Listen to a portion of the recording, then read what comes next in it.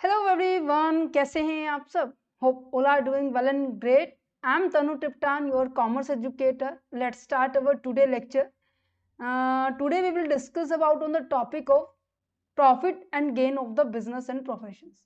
ये हमारा ये हमारा थर्ड हेड है. हमने आपको डिस्कस किया था कि इनकम टैक्स के टोटल 5 हेड्स हैं और 5 हेड्स में से हम आज थर्ड हेड पे पहुंच चुके हैं. सबसे पहले हमने ऐड किया सैलरी हेड, जिसके 2 चैप्टर थे. सैलरी हेड पार्ट 2 के अंदर हमने डिस्कस किया था penalty, pension, gratuity, leave encashment, retrenchment, voluntary retirement, provident fund क्या होता है. और यूनिट नंबर जो इसका जो फर्स्ट पार्ट है सैलरी हेड के अंदर, इसमें सारे जो बेसिक कॉन्सेप्ट थे कि हाँ जी अलाउंस क्या होते हैं, परक्यूजिट्स क्या होते हैं, क्या क्या डिडक्शंस आपको प्रोवाइड की जाती है, प्रोविडेंट फंड्स क्या होते हैं, ये हमने डिस्कस किया. फिर उसके बाद हमने हाउस प्रॉपर्टी को डिस्कस किया. क्या इन चैप्टर को जब हमने नहीं किए थे, ऑब्वियस अब मुश्किल लग रहे थे, बट अब इंश्योर किया था ना मैंने कि आपको मुश्किल नहीं लगेंगे. सेम इस तरीके से आज हम ये भी चैप्टर कंप्लीट करेंगे. इसमें काफी सारे सेक्शंस हैं. सेक्शन 28 से स्टार्ट होता है ये और सेक्शन 43 तक कंप्लीट होता है, बट हम 43D और 3D के अकॉर्डिंग कंप्लीट होता है ये. बट हम वो मोस्ट ऑफ सेक्शंस को कवर करेंगे जो कि आपके एग्जाम के पॉइंट ऑफ व्यू से very very very and very important है, इवन प्रैक्टिकल क्वेश्चंस में भी आए. तो स्टार्ट करें हमारा लेक्चर.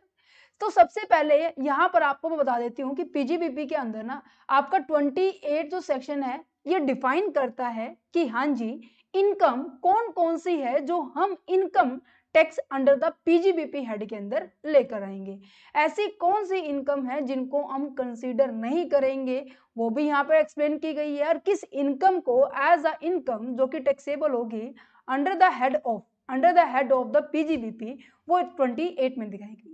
29 में बताया गया है कि हाँ जी पीजीबीपी के अंदर कैसे टैक्स को कैलकुलेट किया जाता है, क्या प्रोसीजर है, वो स्टेप बताया गया. 30, 31, 30, 32 is a very very very important है. और इवन इस ये जो सेक्शन है ना 32 depreciation and the investment allowances, ये आपका चैप्टर नंबर 10 डिटो है, वहां हम डिस्कस करेंगे. ठीक है, तो स्टार्ट करें वन बाय वन. बहुत ईजी है, बहुत ट्रिक्स के साथ करेंगे जैसे हमने लास्ट लेक्चर किए थे.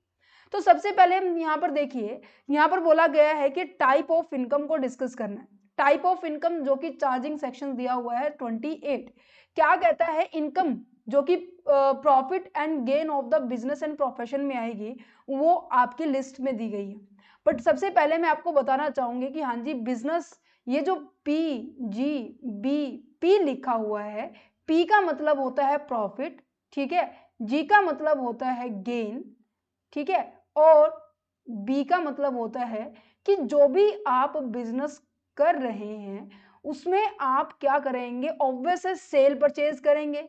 आपकी गुड्स एंड सर्विसेज का, गुड्स का आप क्या करने वाले हैं, सेल करने वाले हैं, परचेज करने वाले हैं. उनको सेल करेंगे, आप क्या करने वाले हैं, कुछ रिवेन्यू जनरेट करेंगे. हाँ जी करेंगे. उसमें से आप अपने सारे के सारे कुछ खर्चे माइनस करते हैं, कहते बिल्कुल करते हैं. फिर जो बैलेंस अमाउंट बचता है उसे क्या कहते हैं भाई, नेट प्रॉफिट कहते नहीं कहते. आपने कभी देखा हो, देखा क्या, आप तो बचपन से करते आ रहे हैं. प्रॉफिट एंड लॉस अकाउंट हम बनाते हैं, प्रॉफिट एंड लॉस अकाउंट के इधर साइड हम डेबिट साइड हमारे क्या आते हैं, सारे के सारे हमारे एक्सपेंसेस एंड लॉसेस आते हैं, और क्रेडिट साइड हमारी सारी की सारी प्रॉफिट एंड गेन्स आती हैं. और इनका जो नेट बैलेंस हमारा डेबिट साइड में जो बचता है उसे हम प्रॉफिट बोलते हैं. तो बिजनेस की जो भी हम एक्टिविटी कर रहे हैं उन एक्टिविटीज से हमारे कुछ रिवेन्यू जनरेट होते हैं, उनमें से हम कुछ एक्सपेंसेस जो होते हैं, हमारे जो खर्चे पानी होते हैं, उनको माइनस करने के बाद हम ये कहते हैं कि भाई हमने अपने बिजनेस में इतना पैसा कमाया है ना. समझ पा रहे हैं, समझ पा रहे हैं. देखो ये प्रॉफिट एंड लॉस अकाउंट आप +1 क्लास में भी करते आए हुए हैं, +2 में भी करते आए हुए हैं, ठीक है. देन उसके बाद ये पी का मतलब है भाई प्रोफेशन. प्रोफेशन का मतलब क्या होता है, प्रोफेशन का मतलब होता है कि जो स्पेशली स्किल एंड नॉलेज का यूज करके आप किसी को सर्विसेज प्रोवाइड कर रहे हैं. जैसे कि डॉक्टर अपने ट्रीटमेंट देता, डॉक्टर पेशेंट्स को ट्रीटमेंट देता है, chartered accountant books of account को प्रिपेयर करता है, ऑडिटर्स ऑडिट करता है, चेकआउट करता है कि भाई बुक में गलती तो नहीं है. समझ पा रहे हैं, मीन्स कि जब आपके पास कोई स्पेसिफिक स्किल होती है और उसका यूज करके आप क्या कर रहे हैं, सर्विसेज प्रोवाइड कर रहे हैं, ठीक है, वहां से आपको क्या होता है, प्रॉफिट्स या फिर गेन्स होते हैं. राइट. अच्छा यहाँ पे मैंने आपको बोला बिजनेस के अंदर आप क्या करते हैं, आपकी टर्नओवर को देखते हैं. कहते हैं हाँ जी टर्नओवर, दैट मीन्स आपकी जो टोटल सेल्स होती है पूरे साल के अंदर. अच्छा ठीक है। प्रोफेशन के अंदर बच्चे हम टर्नओवर या सेल नहीं देखते, यहाँ पर हम ये देखेंगे कि हाँ जी आपको रिसिप्ट कितनी हुई है, आपकी जो ग्रॉस रिसिप्ट है वो कितनी हुई है। इस पूरे चैप्टर के अंदर हम ये देखेंगे, ठीक है। अच्छा मैंने यहाँ पर बोला कि आप क्या करते हैं, प्रॉफिट एंड लॉस अकाउंट बनाते हैं। कहते हैं ठीक है बिल्कुल बनाते हैं। अब मान लीजिए आप profit and loss account, normally हम अभी तक क्या पढ़ते आए हैं, हमारा अकाउंटिंग स्टैंडर्ड्स होते हैं उनके बेसिस पे बनाते हैं। अकाउंट्स के कुछ रूल होते हैं कि भाई ये खर्चे हम क्या कर सकते हैं, यहाँ पर डेबिट कर सकते हैं, ये इनकम हम यहाँ कर सकते हैं क्रेडिट कर सकते हैं। बट इनकम टैक्स के पॉइंट ऑफ व्यू से, इनकम टैक्स के पॉइंट ऑफ व्यू से यहाँ पर आपके प्रॉफिट निकालने का तरीका, आपके गेन निकालने का तरीका थोड़ा सा हटके है। थोड़ा सा हटके मतलब ये है कि ऐसा हो सकता है कि यहाँ पर तो कोई लिमिट ही नहीं दी गई अकाउंटिंग टर्म के अकॉर्डिंग, यहाँ पर तो कुछ भी लिमिट ही नहीं देगी कि भाई आप इतने ही खर्चे क्या कर सकते हो, अलाउड कर सकते हो। बट इनकम टैक्स में डिपार्टमेंट वालों ने ये बोल रखा है कि भाई कोई भी बिजनेसमैन है, आपके एक्सपेंसेस बस यहाँ तक ही अलाउड होंगे, इससे ज्यादा नहीं होंगे। फॉर एग्जाम्पल जैसे मैं यहाँ पर दूंगा आपको, केवल 10,000 रुपए तक का ही खर्चा बोला गया है कि अगर कैश में पेमेंट की है आपने, ठीक है, तो केवल 10,000 तक का खर्चा आपको अलाउड है। अगर इससे ज्यादा करेंगे तो आपको अलाउड नहीं है। पर मैंने क्या किया भाई, मैं तो जनरली जैसे अकाउंट तैयार कर रही थी ना, मैंने वैसे ही यहाँ के क्या कर दिया, 15,000 रुपए डाल दिया। मैंने क्या किया कि भाई मेरे जो एम्प्लॉइज है मैंने उनको सैलरी दी 15,000। पर इनकम टैक्स डिपार्टमेंट वाले ने देखा कि भाई ये खर्चा आपको अलाउड नहीं है। अब जैसे ही खर्चा अलाउड नहीं कहा तो दैट मीन्स यहां से ये कट हो गया, जिसके कारण आपका प्रॉफिट क्या होगा, अलग नजर आएगा। तो हमें यही कैलकुलेट करना है। पीजीबीपी के अंदर profit and loss account generally हम बनाते आते हैं बिजनेस के अंदर, बट इनकम टैक्स के पॉइंट ऑफ व्यू से उनके प्रॉफिट निकालने का, उनके अंदर इनकम निकालने का कुछ अलग तरीका है। वो इस चैप्टर के अंदर हम डिस्कस करेंगे। समझ में आया ये चैप्टर क्यों कर रहे हैं, समझ में आया ये चैप्टर हम क्यों कर रहे हैं। अच्छा अब यहाँ पर वो देख लेते हैं कि हाँ जी इनकम कौन कौन सी है। सबसे पहला पॉइंट कहते हैं कि प्रॉफिट एंड गेन्स फ्रॉम, अब प्रॉफिट का मतलब आ गया समझ में, गेन्स का मतलब आ गया समझ में। बिजनेस के अंदर हम टर्नओवर को देखेंगे और प्रोफेशन के अंदर हम रिसिप्ट्स को देखेंगे कि कितनी हमारी ग्रॉस रिसिप्ट्स हो रही है। कहते ठीक है, कह रहे हैं कि प्रॉफिट एंड गेन्स हो रहा है आपको ड्यूरिंग द ईयर। आप जैसे अब क्या लगा हुआ है, 2025-26 लगा हुआ है। कहते ठीक है, ये अभी अब हमारा क्या चल चुका है, फाइनेंशियल ईयर चल चुका है। चलो मैं थोड़ा पिछले एग्जांपल लेती हूँ कि आपको थोड़ा सा समझ में आ जाए। सुनो, ये 2024-25 गया है। कहते ठीक है, ये मेरा प्रीवियस ईयर था। कह रहे प्रीवियस ईयर के अंदर आपने जो भी एक्टिविटी परफॉर्म की है, चाहे वो बिजनेस से रिलेटेड है चाहे वो प्रोफेशन से रिलेटेड है, वहां से जब भी इनकम आएगी वो आपकी टैक्सेबल होगी। इवन यहाँ पे लिखा है at any time during the previous year. Even आपने चाहे 31 तारीख को अपना बिजनेस शुरू किया है तो भी आपको पूरे साल को ये कंसीडर किया जाए कि आपने पूरा साल बिजनेस किया है और उसके लिए आपको इनकम टैक्स देना पड़ेगा। क्या पता भाई एक दिन में ही आपने करोड़ों की ट्रांजैक्शन कर दी हो, है ना। तो यहाँ पे इवन सिंगल डे भी इसमें इंक्लूड किया जाएगा। कंपनसेशन आपको रिसीव हो रहा है, ये जस्ट आपको गो थ्रू करना है। एग्जाम में यहाँ से नहीं आता एग्जाम में क्वेश्चन, बस आपको इनको गो थ्रू करना है। इस वजह से हम इनको थोड़ा सा स्पीड से करेंगे क्योंकि चैप्टर मैंने आपको दिखाई दिया था काफी सारे सेक्शन है, तो इनको गो थ्रू करना है, बड़े ध्यान से समझना भी है, ठीक है। यहाँ पे बोला गया है कि कंपनसेशन रिसीव, कंपनसेशन का मतलब क्या है, कुछ आपको मिल रहा है। कंपनसेट, कंसिडरेशन सुना है आपको, कंसिडरेशन होता है प्रतिफल मिलना, कंपनसेशन होता है कि आपने कुछ चीज, मान लीजिए आपका किसी के साथ कॉन्टेक्ट था, आपका ना मेरे साथ कॉन्टेक्ट था और मैंने आपके साथ कॉन्टेक्ट किया था और मैंने बीच में तोड़ दिया, ठीक है, कॉन्टेक्ट मैंने बीच में तोड़ दिया। मेरे तोड़ने के रिगार्डिंग आपको नुकसान हुआ, ठीक है, और मैंने आपको कुछ अमाउंट पे किया, वो आपकी इनकम हुई है। तो यहाँ पे कह रहे हैं कि आपको कंपनसेट किया है, किसने, मैंने किया है, किसको, आपको किया है। तो कह रहे हैं कि if a person managing and Indian companies को मैनेज कर रहे हैं या फिर एजेंसी कॉन्ट्रैक्ट मैनेज कर रहे हैं या फिर गवर्नमेंट ने किसी भी तरीके का कॉन्ट्रैक्ट किया गया था आपके साथ, ठीक है, वो अगर क्या हो जाए, टर्मिनेट हो जाए, मैंने तोड़ दिया, सिंपल सी बात है, मैंने आपको दे दिया, मॉडिफिकेशन हो जाए, दैट मीन्स हमारा जो कॉन्ट्रैक्ट बना था उसके अंदर कुछ मॉडिफिकेशन करने से हमें फायदा हो रहा है, ठीक है, आपको भी और मुझे भी, तो वो जो अमाउंट होगी ना वो हमारी बिजनेस इनकम ही कहलाई जाएगी। समझ पा रहे हैं। या फिर ऐसा है कि भाई गवर्नमेंट ने हमारे बिजनेस से कुछ भी, ऐसा होता है ना कि कई बार हो सकता है कि हमारा जो प्लॉट है उस एरिया में आता है, ठीक है, गवर्नमेंट उसको क्या कर लेती है, टेक ओवर कर लेती है। इसी तरीके से हमारा बिजनेस भी क्या करते हैं, कई बार गवर्नमेंट टेक ओवर कर देती है, गवर्नमेंट का कंट्रोल हमारे बिजनेस पे आ जाता है। तो गवर्नमेंट कंट्रोल के बदले में हमें क्या देगी, हमें पैसे देगी। तो पैसे क्या हुए भाई, कंपनसेट हुआ, ठीक है। एक्सपोर्ट इंसेंटिव्स भी हमारे क्या होंगे, हमारे बिजनेस इनकम में आएंगे। मैम एक्सपोर्ट इंसेंटिव्स का मतलब होता है कि फॉर एग्जांपल आपको मान लीजिए कोई लाइसेंस दिया गया था, गवर्नमेंट के द्वारा आपको लाइसेंस दिया गया था कि भाई इस लाइसेंस के द्वारा आप क्या कर सकते हो, इंपोर्ट एक्सपोर्ट कर सकते हो। पर आपने देखा कि भाई इस लाइसेंस का तो मुझे यूज ही नहीं हो रहा, मेरा तो सारा का काम जितना भी है मैं इंडिया से मेरे को डील हो जाता है, मुझे बाहर जाने की या मुझे बाहर देखने की जरूरत ही नहीं है। तो मैंने सोचा कि जो मुझे गवर्नमेंट ने मुझे लाइसेंस दिया था, अब मैं उस लाइसेंस को क्या कर देता हूँ, ऐसे बंदे को बेच देता हूँ जिसको उस चीज की जरूरत है। तो मैंने उसको बेच दिया, ठीक है, उसने मुझे कुछ पैसा दिया, ये जो पैसा दिया है वो मेरी क्या हो जाएगी, मेरे लिए इनकम हो जाएगी, ठीक है। Profit on sale of the license granting under the import order 1955, profit on the transfer of the duty entitlement passbook, या फिर कैश असिस्टेंस, या फिर आपको कोई भी सब्सिडीज मिल रही है गवर्नमेंट के द्वारा, ठीक है, वो सारी की सारी आपकी एक्सपोर्ट इंसेंटिव के तहत एज ए इनकम कंसीडर की जाएगी। कहते ठीक है जी। Partners big income from the firm, ये बहुत इंपॉर्टेंट है। अक्सर ये ऐसा सोचा जाता है, बच्चे बहुत कंफ्यूज हो जाते हैं कि मैम ये जो पार्टनर्स को पार्टनरशिप फर्म के अंदर जो सैलरी मिलती है, सॉरी जो इनकम जनरेट हो रही है, ठीक है, even there is interest in form of there is a salary, in form of there is a commission, in form of there is a bonus, in form of there is a any remunerations, partners को receive हो रही है firm के through, ये आपकी PGBP के अंदर taxable होगी। समझ में आया, ठीक है। वैल्यू ऑफ द बेनिफिट और the perquisites, benefits of the perquisites का मतलब क्या है, फॉर एग्जांपल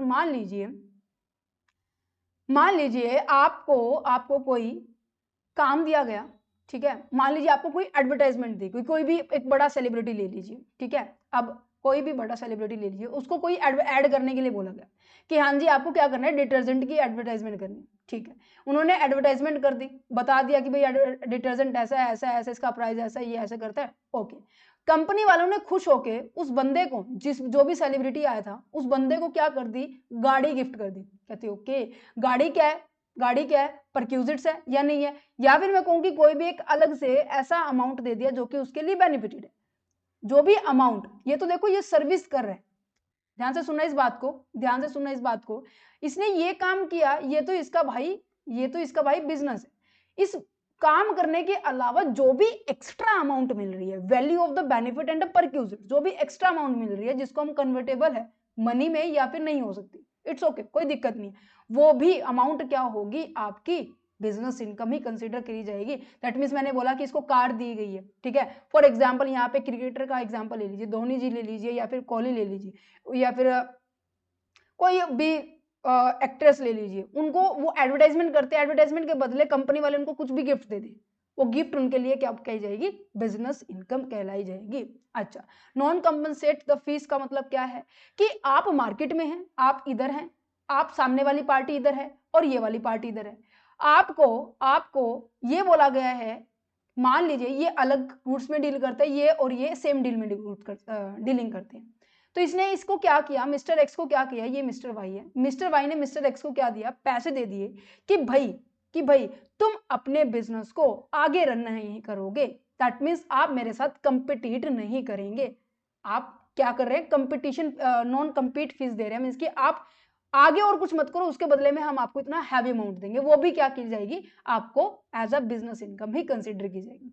या फिर ऐसा है कि जो मान लीजिए आपने कोई घर बनवाया किसी बंदे से, ठीक है, और बहुत ही यूनिक घर है, ठीक है, यूनिक घर है, और उस यूनिक घर के अंदर जो भी कंस्ट्रक्शन पे लगे हुए थे बंदे, ठीक है, उनको उन्हीं के बारे में नॉलेज थी, ठीक है, उन क्या बनाया है, किस तरीके से बना, उनको वो बहुत की नॉलेज थी। तो उन्होंने बोला, घर मालिक ने बोला कि भाई जो जैसा तुमने मेरा घर बनाया ना, वो किसी और का मत बनाना। कहते अच्छा, दैट मीन्स जो नॉलेज उसके पास है वो कहीं और यूज ना करे, ऑब्वियस ही बात है, उसको मना किया जा रहा है कि अब और अर्निंग मत कर, तो उस अर्निंग ना करने के पॉइंट से मालिक ही उसे क्या कर रहा है, पैसे दे रहे हैं। कहने का मतलब ये है कि आपको शेयरिंग करने से मना कर रहे हैं। शेयरिंग किसके बारे कि जो भी चीज आप जानते हो, know how what there want, ठीक है, और पेटेंट राइट है, कॉपीराइट है, ट्रेडमार्क है, लाइसेंस है, फ्रेंचाइजीज है, कोई भी आपकी ऐसी यूनिक फीचर्स जो आपको ये बोला जा रहा है कि आप सेकंड पर्सन के साथ शेयर नहीं करेंगे, उसके बदले में अगर आपको कोई भी पैसा मिले, वो पैसा आपका पीजीबीपी का पैसा ही माना जाता है। समझ में आ रहा है? अच्छा, amount received under the key man insurance policy, क्या आपको याद है ये हमने सैलरी हेड के अंदर भी किया था। की मैन इंश्योरेंस पॉलिसी होती है जो आपकी ऑर्गेनाइजेशन के अंदर जो की पर्सन है ना, उसका क्या करती है, कंपनी इंश्योरेंस करवा देती है। अच्छा, उस जो इंश्योरेंस मिलता है ना, जो इंश्योरेंस करवा दिया कंपनी ने, ठीक है जी। अब जो मैच्योरिटी के टाइम पे जो पैसा मिलेगा ना कंपनी को, अगर वो कंपनी को मिल रहा है तो वो पीजीबीपी के अंदर टैक्सेबल होगा, ठीक है। अगर एम्प्लॉय उसको खुद ले रहा है तो वो उसके सैलरी हेड के अंदर टैक्सेबल होगा। अगर ये मैच्योरिटी का अमाउंट उसके फैमिली मेंबर्स ले रहे हैं, भाई ऐसा भी तो हो सकता है ना कि जो एम्प्लॉय है, एम्प्लॉय की डेथ हो जाए, उसके फैमिली मेंबर्स को रिसीव होगा, ऑब्वियस है, होगा या नहीं होगा। तो यहाँ पर ये आपका अदर सोर्सेज हेड के अंदर टैक्सेबल होगा। ध्यान से आया समझ में कि अगर अमाउंट क्या हो रहा है, रिसीव हो रहा है किसका, की मैन इंश्योरेंस पॉलिसीज का, डिपेंड करता है रिसीव किसको है। अगर ये अमाउंट एम्प्लॉयर को रिसीव हो रहा है तो पीजीबीपी के अंदर टैक्सेबल है। अगर ये अमाउंट अगर आपके खुद एम्प्लॉय ही रिसीव कर रहा है तो इस केस में आपका सैलरी हेड है। अगर ये इसके फैमिली मेंबर्स रिसीव कर रहे हैं, this is taxable under the head of the other sources in hand of the family. Okay अच्छा, conversion of the stock in trade का मतलब क्या है, into the capital asset. Stock in trade का मतलब पता है क्या, कि ऐसा स्टॉक है जिसको आपने क्या किया है, अब अपना कैपिटल एसेट्स मान लिया। फॉर एग्जांपल मेरा क्या था, मेरा जो बिजनेस है ना, मान लीजिए कंप्यूटर्स का है, ठीक है। मैं क्या कर रही हूँ, सामान खरीद रही हूँ, इसकी मैंने कंप्यूटर की मॉनिटर खरीदा, ठीक है, पीसी खरीदा, पीसी के अंदर जितने भी गैजेट्स होते हैं उनको मैंने खरीद लिया, ठीक है। उनका मेरा काम क्या है, खरीदो और जाके फिर सामने वाली पार्टी को बेच दो, खरीदो और सामने वाली पार्टी को बेच दो। बट फिर मैंने देखा कि भाई मेरे बिजनेस में मेरे को भी एक कंप्यूटर की जरूरत है। तो मैंने क्या किया, जो मेरा बिजनेस चल रहा था, जो मेरा स्टॉक था, मैंने इसमें से ही कुछ सामान निकाला और मेरे बिजनेस में लगा दिया। कहते हैं अच्छा, अब बिजनेस में लगाया है वो अब क्या बन गई, कैपिटल एसेट्स बन गई है। तो ये बोला गया है कि जिस दिन भी अगर कन्वर्जन हो रहा है stock in trade, that means जो आप बिजनेस कर रहे थे उस बिजनेस का कुछ आइटम आप अपने कैपिटल एसेट्स में कन्वर्ट कर दे तो उसकी ट्रीटमेंट क्या होगी, तो बिजनेस इनकम वो मानी जाएगी जो जिस दिन, मान लीजिए मैंने कहा 7/1/10/2025 को मेरे पास जो मैं काम कर रही थी ना कंप्यूटर सेलिंग बाइंग का, मैंने उनमें से एक कंप्यूटर को क्या कर दिया, मेरे पास मेरे बिजनेस में लगा दिया। अब वो बिजनेस में लगाया है तो सिंपल सी बात है, मेरे लिए क्या बन गई, कैपिटल एसेट्स बन गई। तो जिस दिन 1/10 को जो भी इस कंप्यूटर की वैल्यू थी वही मेरी फेयर मार्केट वैल्यू होगी, वही मेरा डेट ऑफ द कन्वर्जन माना जाएगा और वो अमाउंट मेरा क्या कंसीडर किया जाएगा कि भाई वो मेरी इनकम हो गई है। समझ में आया? और अगर नहीं आया इट्स ओके, क्योंकि ये सैलरी कैपिटल गेन हेड में भी आएगा। Okay, income from the speculative transaction, ठीक है। अब यहां पर हम आगे बढ़ते हैं, income from the speculative transaction. Speculative transactions के अंदर ना मेन खास बात पता है क्या होती है, यहां पर ना आप एक्चुअल में डिलीवरी नहीं करते, आपकी जो गुड्स का, आपकी जो सर्विसेज की एक्चुअल में डिलीवरी नहीं होती, बस एक हाइपोथेटिकल होते हैं, यहाँ पर चीजों को सेट ऑफ किया जाता है। फॉर एग्जाम्पल मान लीजिए यहाँ पर मिस्टर एक्स है, मिस्टर एक्स ने डील किया मिस्टर वाई के साथ और ये बोला कि भाई 3 महीने के बाद मैं आपसे सामान खरीदूंगा जिसकी वैल्यू होगी 50 लाख रुपए। कहते ठीक है, बट 3 महीने के बाद इस 50 लाख की वैल्यू कितनी हो गई है, 47 लाख रुपीज हो गई है। कहते ठीक है, अब उस वही सामान जो पहले आप क्या कर रहे थे, 50 लाख में खरीद रहे थे, अब आपको कितने में खरीदारी होगी, अब आपको 47 में होगी। अब सिंपल सी बात है, फायदा किसको हो रहा है, मिस्टर एक्स को हो रहा है, नुकसान किसको हो रहा है, इसको हो रहा है। अब जिसको जितना फायदा हो रहा है, बीच का जो बैलेंस होगा ना 3 लाख रुपए, ये क्या होंगे, मूव होंगे, कौन देगा, मिस्टर वाई देगा। सिंपल सी बात है। मिस की ये तो ये क्या करे, पहले 50 लाख दे, फिर ये कहे कि नहीं नहीं भाई सामान तो आपका 45 लाख रुपीज का है, ठीक है, 47 लाख रुपीज का है, फिर इसको वापस 3 लाख रुपए दे। तो ये कहेंगे आपको देने की जरूरत नहीं है, मैं सीधा आपको 3 लाख रुपए देता हूं। यहाँ पे गुड्स की, स्पेसिफिक गुड्स की एक्चुअल डिलीवरी यहाँ पर नहीं होती है, स्पेक्युलेटिव ट्रांजेक्शन ही होती है। अच्छा, ऐसे कौन कौन से ट्रांजेक्शन है, ऐसे कौन कौन सी ट्रांजेक्शन जो आपकी स्पेक्युलेटिव नहीं मानी जाती, उनके बारे में बात की जा रही है। ये कह रहे हैं जो हेजिंग कॉन्ट्रैक्ट्स होते हैं, फॉरवर्ड कॉन्ट्रैक्ट होते हैं, ट्रेडिंग इन द डेरिवेटिव्स होते हैं, या फिर trading in the commodity derivatives होते हैं। इनका मतलब बताती हूँ मैं आपको। अब ये कह रहे हैं कि यहां से, अब देखो मेरे पास यहाँ पे 3 लाख रुपए की इनकम हुई, ठीक है, ये इनकम आपकी पीजीबीपी हेड के अंदर टैक्सेबल हुई। बट ऐसे कॉन्ट्रैक्ट जिनको स्पेक्युलेटिव नहीं माना गया, अगर वहां से इनकम आ रही है तो वो यहाँ पर कंसिडर नहीं की जाएगी। ये जस्ट एक नॉर्मल कॉन्ट्रैक्ट है। किस लिए किया जाता है कि भाई फ्यूचर के अंदर आपके प्राइस बढ़ने से, प्राइस कम होने से भाई आपको फर्क नहीं पड़ेगा। अब यहाँ पर तो ऐसा कोई कॉन्ट्रैक्ट नहीं था, यहाँ पर तो स्पेक्युलेटिव का मतलब ही क्या होता है, जब आप किसी चीज को करते हो। मैंने बोला कि मैं जम्मू कश्मीर से एप्पल एक खरीद रही हूँ, ठीक है, वहां से मैंने सस्ते में खरीद लिया और आकर अपने यहाँ पर पंजाब हरियाणा के अंदर मैंने उसको सेल कर दिया। मैंने वहां से 10 रुपए किलो खरीदा और आपके यहाँ पर आके मैं 80 रुपए किलो बेच रही हूँ। बीच का जो 70 रुपए का मेरा क्या है, स्पेक्युलेटिव प्रॉफिट है ये, ठीक है। अगर मैं इन्हीं चीजों का मैं काम कर रही हूँ तो मेरे स्पेक्युलेटिव ट्रांजेक्शन होगी। बट अगर आ जाता है बीच में एक कॉन्ट्रैक्ट कि मान लीजिए जिससे मैं सामान खरीद रही हूँ उसने एक प्राइस सेट कर दिया कि भाई मैं 15 रुपए किलो बेचूंगा। क्यों? क्योंकि ऐसा भी हो सकता है कि भाई इन फ्यूचर में मेरे प्राइस 3 महीने के बाद 10 रुपए की बजाय वो 8 रुपए भी रह सकते हैं, फिर तो भाई बेचने वाले को नुकसान होगा। या फिर ऐसा हो सकता है कि मुझे लग रहा है कि वैसे 10 रुपए किलो है, इन फ्यूचर में ये 25 रुपए किलो जाएगा, तो मैं ये कहूंगी कि भाई मेरा एक प्राइस सेट होना चाहिए। तो दोनों पार्टी क्या करती है कि म्यूचुअल एग्रीमेंट करती है, जिसके अंदर क्या किया जाता है, दोनों पार्टी को लॉस होने से बचाया जाता है। तो यहाँ पर कुछ एक कॉन्ट्रैक्ट किए जाते हैं, हैजिंग कॉन्ट्रैक्ट होता है, रिस्क से बचने का वाला कॉन्ट्रैक्ट होता है। फॉरवर्ड कॉन्ट्रैक्ट दैट मींस आप जो नॉर्मल बिजनेस के अंदर फ्यूचर डेट फिक्स कर लेते हैं कि आपका प्राइस क्या होगा, क्या क्वांटिटी होगी, क्या टाइम होगा, कितनी क्वालिटी होगी, क्या, ये सभी चीजें फिक्स होती है। ट्रेडिंग इन द डेरिवेटिव्स का मतलब होता है, derivative in the sense that means जो आप क्या करते हैं, स्टॉक्स के अंदर, स्टॉक एक्सचेंज, आपने सुना होगा कि जो बॉम्बे स्टॉक एक्सचेंज है, नेशनल स्टॉक एक्सचेंज है, वहां पर जो शेयर्स के अंदर जो डीलिंग होती है वो वाली है। और कमोडिटी का मतलब होता है जहां पर हम क्या करते हैं, गोल्ड्स हो गया, माइन हो गया, इनके प्लेटिनम्स हो गए, इनकी रिगार्डिंग आप डीलिंग करते हैं, ठीक है, पल्सेस हो गया, जो हमारी कमोडिटीज होती है। अच्छा, नोट क्या करना है आपको, the requirement of the CTTT does not apply to the trading in the agriculture commodity. CTT का मतलब क्या है, कमोडिटी ट्रांजैक्शन टैक्स के बारे में बात की जा रही है। कमोडिटी ट्रांजैक्शन टैक्स क्या होता है, ये ऐसा एक टैक्स सब्जेक्टिंग कमेटीज है जो इसके ऊपर निगरानी वाली पॉइंट लगती है, ठीक है। बट ये कॉन्सेप्ट कहां पर अप्लाई नहीं होगा, एग्रीकल्चर, क्योंकि एग्रीकल्चर जो कमोडिटी होती है, एग्रीकल्चर डेरिवेटिव जो मार्केट होती है, वहां पर अगर आप डीलिंग कर रहे हैं, उनके कॉन्सेप्ट वहां पर टैक्स अप्लाई नहीं होते, क्योंकि एग्रीकल्चर इनकम हमारी एग्जेम्प्टेड इनकम मानी जाती है, ठीक है।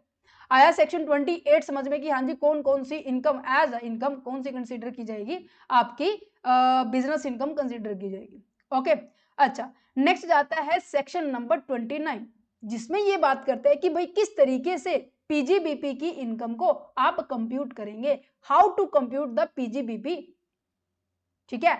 तो यहां पर मैंने आपको बताया कि अक्सर हम क्या करते हैं, नॉर्मली हम अकाउंट्स के कुछ एक टर्म कंडीशंस को फॉलो करके हम अपने बुक्स ऑफ अकाउंट को प्रिपेयर करते हैं। बट इनकम टैक्स के पॉइंट ऑफ व्यू से ये जो नजरिया है वो अलग है। वो कहते हैं कि ये खर्चे अलाउड नहीं है। आप कह रहे हो कि भाई हमने तो कर दिए, वो कह रहे हैं कि इन जो खर्चे तुमने माइनस किया ना उसको वापस ऐड कर लो, हम आपको अलाउड नहीं करेंगे। कहते हैं अच्छा, कुछ ऐसी इनकम होगी जो आप ये कह रहे हैं कि भाई हमारी अकाउंटिंग टर्म में तो ये कह रहे हैं कि नहीं नहीं हमारे में नहीं माना जाता, ये हमारी इनकम है, but business income tax department क्या करे, तो भाई हमारी नजर में ये आपकी इनकम है। तो मतलब इसका मतलब ये है कि आपको प्रॉफिट एंड लॉस अकाउंट के क्रेडिट साइड दिखाना होगा। मींस कि जो प्रॉफिट एंड लॉस अकाउंट आपने बनाया हुआ है उसके अंदर कुछ एडजस्टमेंट कर सकती है, ठीक है। अब पहले आप ये देखिए कि नॉर्मली हमारे पास पीजीबीपी इनकम को कैलकुलेट करने के आपके पास दो तरीके, एक तो आप क्या कर सकते हैं, आप प्रिपेयर कर सकते हैं प्रॉफिट एंड लॉस अकाउंट, जिसके अंदर आपको कुछ ऐड लेस करना पड़ेगा as per the reserve section number 30 to 38। दूसरा क्या है, आपके पास ऑप्शन है कि आप प्रिजम्पटिव टैक्सेशन सिस्टम को अप्लाई कर लो। प्रिजम्पटिव टैक्सेशन सिस्टम क्या होता है, एक सिंपल मेथड है, क्योंकि देखो प्रॉफिट एंड लॉस अकाउंट बनाना as per the income tax act, ठीक है, 1960 हिसाब से, मींस की बहुत बड़ी फर्म के बारे में बात की जा रही है, बहुत बड़े बिजनेस के बारे में बात की जा रही है। अब भाई मार्केट में छोटे छोटे बिजनेसमैन भी तो है, अब वो इतनी सारी ट्रांजेक्शन्स, इतने सारे रूल रेगुलेशन थोड़ी ना फॉलो करेंगे। तो उनके लिए जो छोटे बिजनेसमैन है, जिनकी टर्नओवर कम अमाउंट में होती है, जिनकी ग्रॉस रिसिप्ट कम होती है, उनके लिए प्रेजेंटिव टैक्सेशन का कॉन्सेप्ट लाया गया है। तो जो पीजीबीपी की इनकम है ना, हम दो तरीके से निकाल सकते हैं। एक तो है कि भाई इनकम टैक्स के पॉइंट ऑफ व्यू से हम प्रॉफिट एंड लॉस अकाउंट तैयार कर दे। दूसरा है कि भाई प्रेजेंटिव टैक्सेशन सिस्टम आपको अप्लाई कर दे, जो कि आपका 44 AD, 44 ADA एंड 44 AE के अंदर एक्सप्लेन किया गया है कि हाँ जी ये बिजनेसमैन इसको फॉलो कर सकते हैं, इसके अलावा सबको ये करना पड़ेगा, ठीक है। रूल्स आपको नॉर्मली जो भी मैंने आपको बताया ना, ये चीजें लिखी हुई कि जो जनरल असेसीज होते हैं, जो बिजनेसमैन है, टैक्स पेयर है, वो प्रॉफिट एंड लॉस अकाउंट बनाते हैं, but not always correct from the income tax point of view. क्यों? क्योंकि ये सभी रीजन बताए कि एक्सपेंसिव जो शो कर रखे हैं, क्या पता इनकम टैक्स डिपार्टमेंट वाले कहते हैं कि भाई नॉट अलाउड, या फिर ऐसा हो सकता है कि टैक्सेबल इनकम्स है बट उन्होंने क्या नहीं कर रखी, इंक्लूड नहीं कर रखी, इनकम टैक्स वाले कहेंगे कि भाई इसको इंक्लूड कर, या फिर आप कुछ चीज भूल गए हैं, या फिर आपने कुछ गलत कर दिया है, तो इन चीजों को आप करेक्ट करेंगे as per there is a income tax rule के हिसाब से। तो स्टैंडर्ड एडजस्टमेंट जो मेथड है हमारा normal profit and loss account में, तो वहां पर वो सभी एक्सपेंसेस जो एक इनकम टैक्स डिपार्टमेंट कह रहे कि भाई हम तुम्हें अलाउड नहीं करेंगे पर तुमने तो माइनस कर दिया, उन सबको क्या कर देंगे, ऐड बैक कर देंगे। ठीक है, एक्सपेंसेस और losses not allowed under the income tax act, उनको दोबारा से क्या कर देंगे, हम आप वापस ऐड ऑन कर देंगे। या फिर मैं कहूं कि कोई भी ऐसी इनकम्स, ये सारे एक्सपेंसेस की लिस्ट दी गई, आप इसको पढ़ लेना। ठीक है, कोई भी ऐसी इनकम जो कि आपने क्रेडिट की हुई थी, इनकम टैक्स वाले कह रहे कि नहीं भाई हम तुम्हें अलाउड नहीं करते हैं, income that not taxable as a business income but credited, आपने क्रेडिट कर दिया तो कहेंगे हटा दो भाई, माइनस करो उसको। समझ पा रहे? मीन्स की जो रूल आपने नॉर्मली अप्लाई किया हुआ था उससे अपोजिट करना है। जैसे मैं कहूँ कि मैंने कहा कि मेरे पास सेल्स हुई है 10 लाख रुपए की, मेरे पास वेरिएबल कॉस्ट है मेरे पास भाई 8 लाख रुपए के, तो मेरे पास प्रॉफिट बच गया 2 लाख रुपए। अब मैंने बोला 8 लाख में से मैंने तो केवल 2 लाख ही अलाउड किए, बाकी के 6 लाख अलाउड ही नहीं किए, तो यहाँ पे क्या होगा कि 2 लाख ही माइनस होंगे या नहीं होंगे, तो यहाँ पे क्या बच गया, 8 लाख बच गया। तो इसको 3 कर लो समझने के लिए, तो यहाँ पे 7 लाख बच गया, तो यहाँ पे 3 बचेगा, तो ये ऊपर वापस उल्टी प्रोसेस चलेगी। ठीक है, पर इनकम टैक्स के रूल के हिसाब से स्टैंडर्ड जो मेथड है, सेकंड जो मेथड आपका फ्रेश, जो आपका इनकम टैक्सेबल प्रॉफिटेबिलिटी कंप्यूट करेगा, उसके अंदर बस 3 स्टेप है। पहला तो क्या है कि भाई जितनी भी इनकम है आपके बिजनेस, आपके प्रोफेशन से रिलेटेड, उन सबको ऐड कर दो। जितनी भी इनकम है उन सबको आपने क्या कर दिया, ऐड कर दिया। अब देखो इनकम को जनरेट करने के लिए आपने काफी सारे खर्चे किए होंगे। फॉर एग्जाम्पल जैसे आपने बिजनेस को चलाने से पहले कुछ खर्चे किए होंगे जिसे हम प्रीलिमिनरी एक्सपेंसेस बोलते हैं। आपने अपने एम्प्लॉय को सैलरी दी होगी, आपने एडवर्टाइजमेंट के ऊपर खर्चा किया होगा, आपने बैंक से लोन लिया होगा, लोन के ऊपर इंटरेस्ट आया होगा, काफी सारे खर्चे हैं। तो उन खर्चों को, जितने भी एक्सपेंसेस है जो as per the income tax आपको अलाउड है, उनको माइनस कर देंगे। कहते ठीक है, या फिर पिछले साल के जितने भी लॉसेज हैं उनको भी माइनस करने का यहाँ पर पूरा अधिकार है। यहाँ पे केवल 3 स्टेप होंगे, ये इतना बड़ा प्रॉफिट एंड लॉस अकाउंट बनाने की जरूरत नहीं है। कह रहे हैं कि अक्सर बिजनेसमैन यही सेकंड मेथड अप्लाई करते हैं क्योंकि ये बहुत सिंपल है। ठीक है, समझ में आया? कहने का मतलब ये है कि एक तो होता है आपका प्रॉफिट एंड लॉस अकाउंट किसके पॉइंट ऑफ व्यू से, अकाउंटिंग के बेसिस पे, और एक होता है हमारे टैक्सेशन के बेसिस पे। ठीक है, अकाउंटिंग बेस में काफी सारी एडजस्टमेंट करनी पड़ेगी। टैक्सेशन के बेसिस में क्या है कि आप एक तो क्या कर सकते हो, सिंपली जितनी आपकी टोटल इनकम्स हैं उनको आप ऐड करो, उसमें से कुछ एक्सपेंसेस माइनस करने के लिए, कुछ लॉसेस आए आपको माइनस करने के लिए दे देंगे। ये जो अमाउंट आएगा ये आपकी इनकम वो आएगी जिसके ऊपर हम क्या करेंगे, टैक्स की स्लैब रेट अप्लाई करेंगे। एक दूसरा कॉन्सेप्ट क्या था जो मैंने बताया, 44 AE 44 ADA 44 AE, जो कि छोटे बिजनेसमैन के लिए। ठीक है, अच्छा अब यहाँ पे सब नेक्स्ट आता है, इवन इनको ना मैं आगे समझाऊंगी प्रिजम्पटिव टैक्सेशन क्या होता है, और ये जो एक्सपेंसेस के अंदर जो डिडक्शंस प्रोवाइड की जा रही है ना, ये जो डिडक्शंस जो एक्सपेंसेस लेस करने के लिए बात की जा रही है वो अब आपके स्टार्ट होंगे। सेक्शन 30 कहता है कि rent, rates and tax, repair and the insurance, किसका, बिल्डिंग का। कह रहे कि कोई भी रेंट हुआ, कोई भी रेट हुआ, कोई भी टैक्स हुआ, म्युनिसिपल टैक्स के बारे में बात की जा रही है, रिपेयर कर रहे हैं आप अपने बिल्डिंग को, या फिर आपने अपनी बिल्डिंग का इंश्योरेंस करवाया, तो यहां पर एक्सपेंसेस अलाउड होते हैं अगर बिल्डिंग आप एज ए टेनेंट यूज कर रहे हैं, एज ए किराएदार यूज कर रहे हैं, तो आपको रेंट का खर्चा, आपका जो आपने करंट, रिपेयर का मतलब होता है 2 तरीके के एक्सपेंसेस होते हैं, एक तो होता है आपके रिवेन्यू नेचर का, एक होता है आपके कैपिटल नेचर का। रिवेन्यू नेचर का खर्चा वो खर्चा होता है बच्चे जो क्या होता है 1 ईयर के बारे में बात की जा रही है, और कैपिटल नेचर का खर्चा वो खर्चा होता है जो कि आपके फिक्स एसेट्स के ऊपर खर्चा आता है। ठीक है, तो इनमें से आपको रिवेन्यू नेचर के खर्चे आपको अलाउड है, यहाँ पे ये बात कहना है। ठीक है, करंट रिपेयर का दैट मीन जो आपके रेवेन्यू नेचर का होता है। म्युनिसिपल टैक्स और इंश्योरेंस का अगर आपने प्रीमियम पे किया तो आपको अलाउड है कि हाँ जी आप अपनी इनकम में से इसको माइनस कर सकते हो। अगर आप एज अ ओनर हैं तो करंट जो भी आपने रिपेयर किया दैट मीन्स रेवेन्यू एक्सपेंडिचर्स, जो भी आपने टैक्स पे किया है, इंश्योरेंस एंड डेप्रिसिएशन भी आपको यहाँ पर अलाउड है। एज अ टेनेंट आपको डेप्रिसिएशन अलाउड नहीं था, बट एज अ ओनर आपको डेप्रिसिएशन माइनस करने के लिए बोल दिया जाएगा। ठीक है, अब इसके अंदर ना कुछ एक पॉइंट्स है कि while we computing the profit of the business professions the following deductions are expressly allowed by the section 30 to 37। अब इसके अंदर ना कुछ पॉइंट है कि भाई देखो मैंने आपको बताया जो आपके खर्चे होते हैं वो दो तरीके के होते हैं। एक तो क्या होते हैं आपके रिवेन्यू नेचर के खर्चे होते हैं, एक आपके रिवेन्यू नेचर के खर्चे होते हैं, एक आपके होते हैं कैपिटल नेचर के खर्चे। कैपिटल नेचर और रिवेन्यू नेचर में आपको पता लग गया कि भाई रेवेन्यू नेचर के खर्चे वो खर्चे होते हैं जो आपके विद इन 1 ईयर के बारे में बात की जाए, और कैपिटल नेचर के खर्चे के बारे में बात की जाए दैट मीन्स आप कोई भी फिक्स एसेट्स को बाय कर रहे हैं, नॉन करंट इन्वेस्टमेंट्स कर रहे हैं, उनके बारे में बात की क्या उनका खर्चा, क्या उनके जो एक्सपेंसेस होंगे आपको अलाउड होंगे। कह रहे कि भाई एक्सपेंसेस तो अलाउड नहीं होंगे बट उनके ऊपर जो डेप्रिसिएशन लगता है उस डेप्रिसिएशन आपको अलाउड हो सकता है। ये कैसा रूल है, ये नॉर्मल रूल है, ध्यान से समझना, ये आगे भी आएगा कि अगर आपने कैपिटल नेचर का खर्चा किया है और कैपिटल नेचर के खर्चे के अंदर आपको पूरा खर्चा अलाउड नहीं होगा, केवल डेप्रिसिएशन का खर्चा ही आपको माइनस करने के लिए बोल दिया जाएगा। अब वो डिपेंड करता है कि भाई वो खर्चा किसने किया, आपके ओनर ने, आप खुद जो ओनर है उसने किया है या फिर टेनेंट ने किया। अगर ओनर ने खर्चा किया है, कैपिटल रिपेयर किया है, वट एवर वी कॉल्ड से, जैसे कि रीबिल्डिंग करना, न्यू रूफ लेकर बनाना, ठीक है, न्यू फ्लोरिंग करना, इस तरीके के एक्सपेंसेस आपको डायरेक्टली अलाउड तो नहीं होते बट हाँ ओनर क्लेम कर सकता है भाई डेप्रिसिएशन का कि भाई इन सभी रिपेयर्स के बाद में हो गई। ठीक है, जैसे कि मिस्टर ए है, उन्होंने एक शॉप क्या किया, यूज किया अपनी बिजनेस के अंदर, और उन्होंने 2 लाख रुपए एज अ मेजर क्या किया, स्ट्रक्चरल रिपेयर करवाया है, नई आपकी जो छत और जो फ्लोर है वो पूरा प्रॉपर दोबारा से तैयार करवाया है।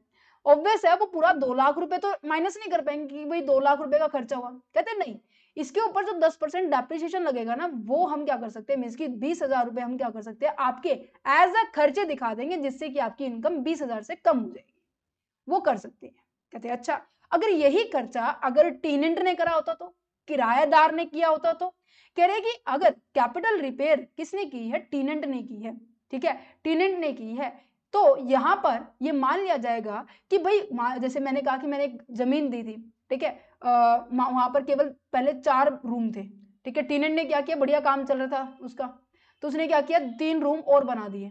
अब ये रूम किसने बनाए, भाई किराएदार ने बनाए, खर्चा किसका हुआ, किराएदार का हुआ, डिडक्शन किसको मिलेगी, तो ऑब्वियस है इनकम टैक्स की नजर में ये बोला जाएगा कि भाई खर्चा जिसने किया है उसी को क्या मान लेंगे, एज अ डीम्ड ओनर मान लेंगे, जो कि हमने हाउस प्रॉपर्टी हेड के अंदर में डिस्कस किया था।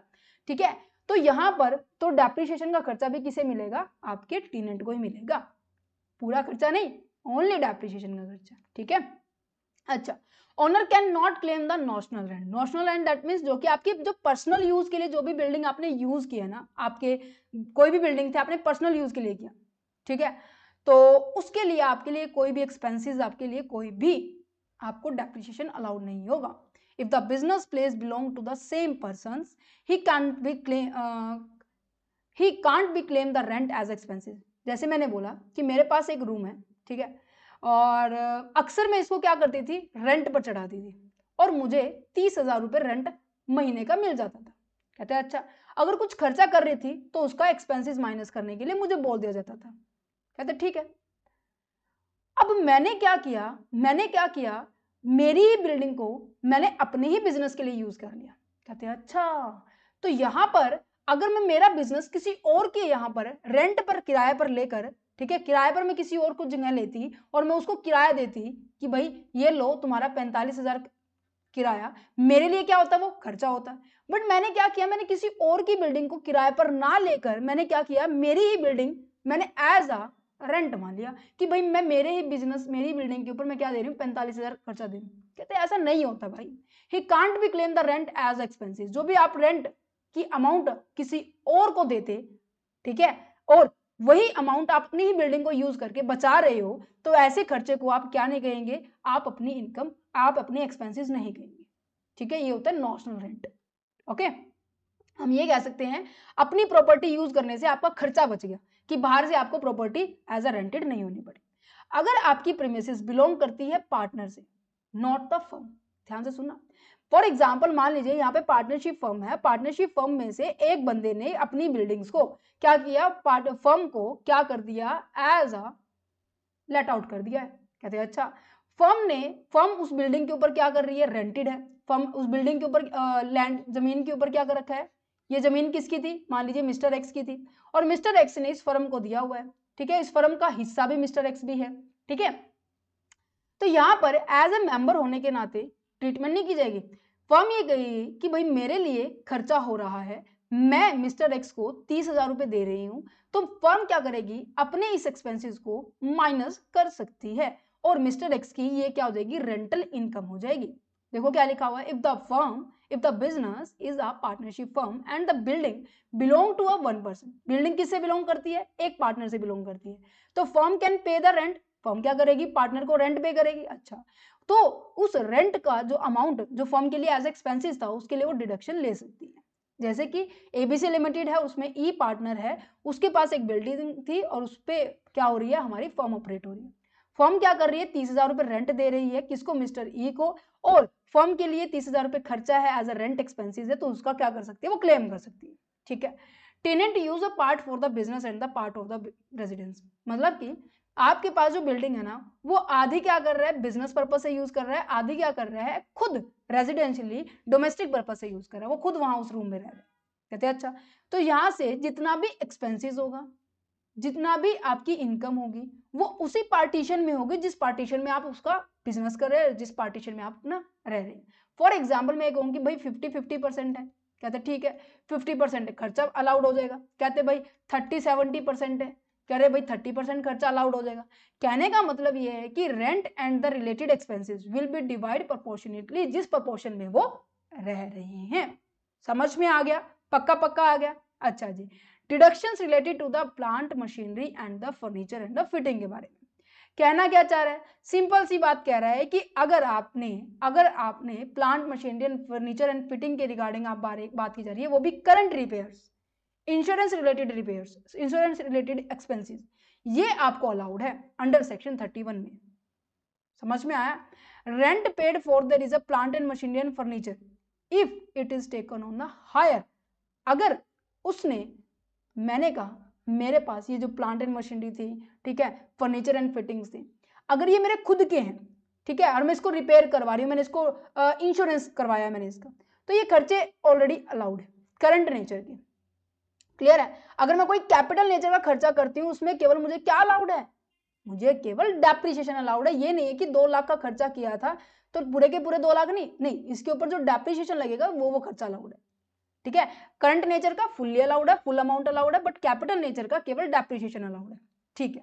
अगर ये बिल्डिंग आपने क्या की होती, पहला तो हो गया क्योंकि आप उसके खुद ओनर है, अगर आपने इसको किराए पर लिया होता, आपने हायर किया होता तो ठीक है, तो इस केस में कहते हैं कि जो भी आप किसी बंदे को रेंट दे रहे हो, अब आपने किराए पर लिया है तो आपको क्या करना पड़ेगा, रेंट देना पड़ेगा, तो आपको रेंट भी माइनस करने का पूरा अधिकार दिया गया। Rent paid for the plant and machinery and the furniture and the fittings if take on the hire shall be allowed under section 37 में इसको अलाउड किया गया, क्योंकि ये ओनर के पॉइंट ऑफ व्यू से 31 में आपको इंफॉर्मेशन दी गई है, 37 किसके पॉइंट ऑफ व्यू से है, जब आप उस चीज को हायर करते हो।